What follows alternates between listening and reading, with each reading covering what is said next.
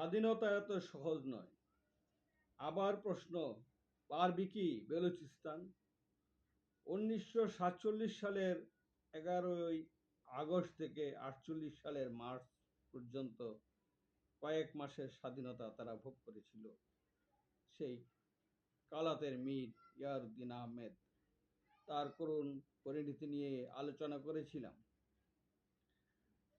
আজকে প্রশ্ন জাগছে, বেলুচিস্তান কি পারবে এই স্বাধীনতা অর্জন করতে?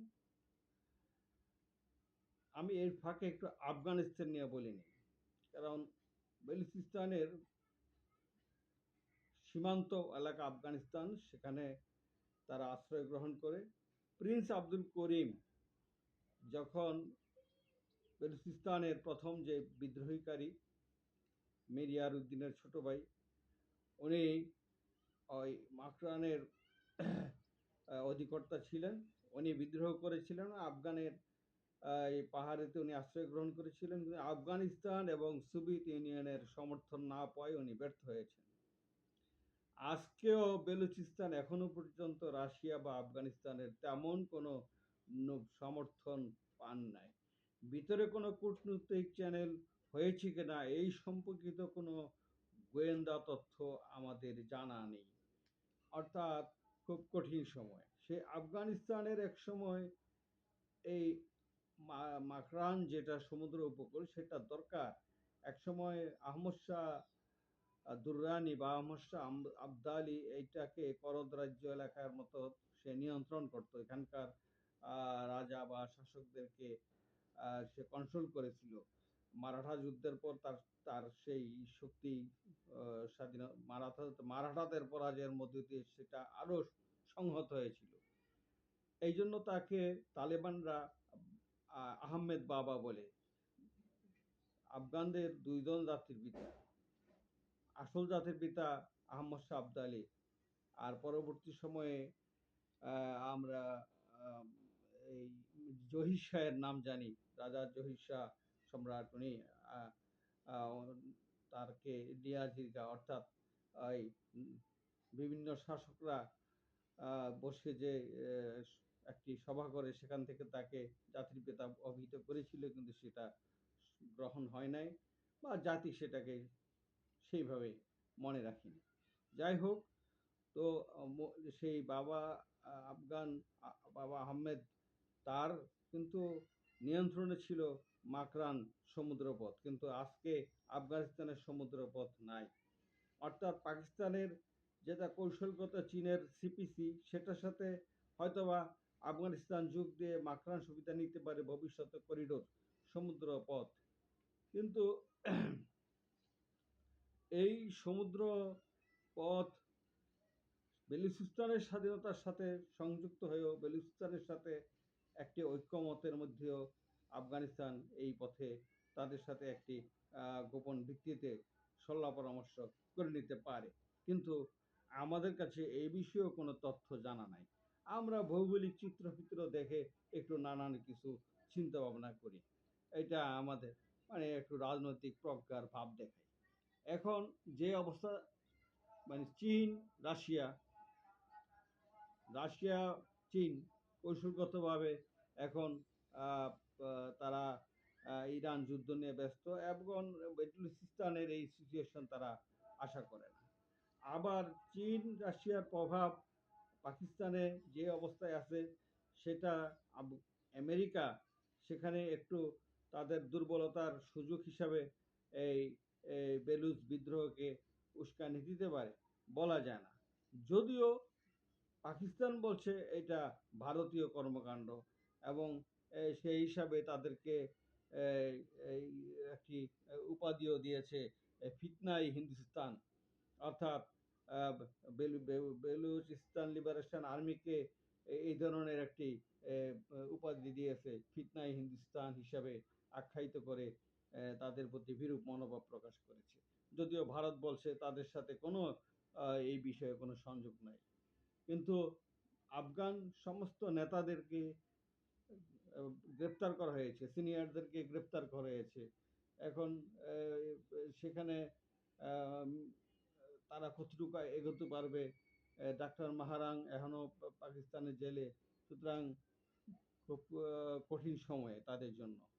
এবং তাদের বিশ্বের যারা বেলুচিস্তান বিভিন্ন দেশে আছে, ইউরোপে, যুক্তরাজ্যে এবং যুক্তরাষ্ট্রে, তারা অবশ্য 11 আগস্টকে স্বাধীনতা উদযাপন করেছে, বিভিন্ন দেশে র্যালি করেছে, পথসভা এবং সমাবেশ করেছে।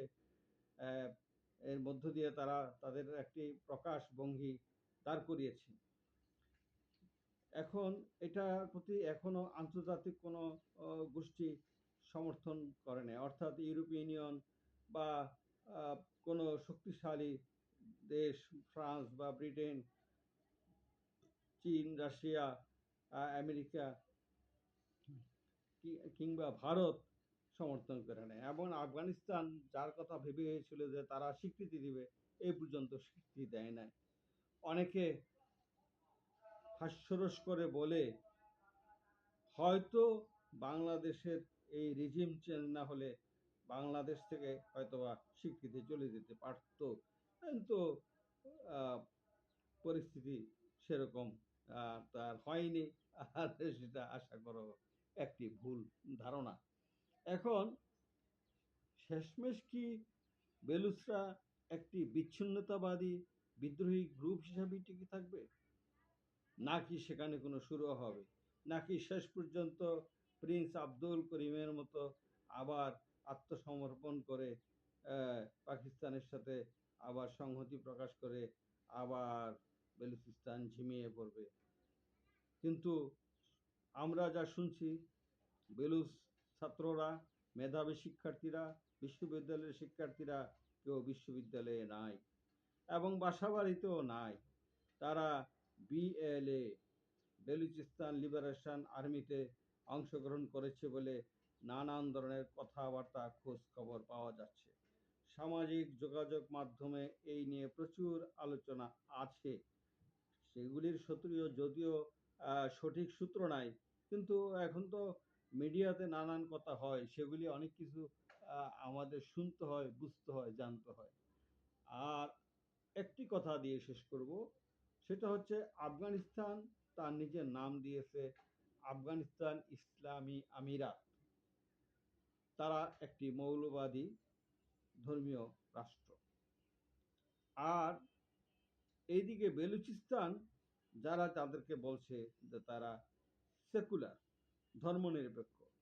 মতাদর্শগতভাবেও আফগানিস্তান এবং বেলুচিস্তানের রাজনৈতিক চিন্তাধারার পার্থক্য আছে।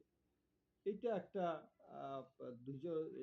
দুইটি দেশে মানে সমর্থন পাওয়ার ক্ষেত্রে এটা একটা এক ধরনের মনস্তাত্ত্বিক বাধা বলে আমরা চিন্তা করতে পারি। আর চীন কৌশলগতভাবে তারা মাকরান এই প্রদেশের তাদের যে সিপিসি, যে যে সমুদ্র বন্দর, গোয়াদর বন্দর, সেটা তারা হারাতে চায় না, হারাবে না। হ্যাঁ, আবার রাশিয়া, তুর্কমেনিস্তান, ইরান হয়ে পাকিস্তান পর্যন্ত রেলপথের একটি চিন্তা ভাবনাও তাদের মাথায় কাজ করে। সুতরাং তারাও এদিকে মোচড়াবে না। অর্থাৎ কঠিন অবস্থার মধ্যে আছে বেলুচিস্তান, কারো দিক থেকে যদি তারা সমর্থন না পায়। কিন্তু আফগানিস্তান তার পাশের একটি নির্যাতিত গোষ্ঠীর পক্ষে দাঁড়াবে কিনা কঠিন প্রশ্ন। কিন্তু এই আফগান যোদ্ধাদেরকে, তালেবান যোদ্ধাদেরকে একসময় বেলুচরা খাওয়িয়ে পরিয়ে আশ্রয় দিয়েছিল। সেই সব খোঁজখবর, কথাবার্তা কিন্তু মাঠে প্রচলিত আছে, দুনিয়ার কাছে প্রচলিত আছে। পৃথিবীর অন্যান্য মানবাধিকার সংস্থাগুলিও কোনো কথা বলছে না। অ্যামনেস্টি ইন্টারন্যাশনাল অবশ্য রাজবন্দী এবং ওদের ডাক্তার মাহারাং এদেরকে মুক্তির বিষয়ে কিছু কথাবার্তা বলেছে, হ্যাঁ, কিন্তু তেমনভাবে কেউ আগে আসেনি। খুব কঠিন সময় এখন। বেলুচিস্তানের স্বাধীনতা পারবে কি বেলুচিস্তান? আমরা সবাই উদ্বিগ্ন, তবুও আশাবাদী বেলুচিস্তানের জয় হোক।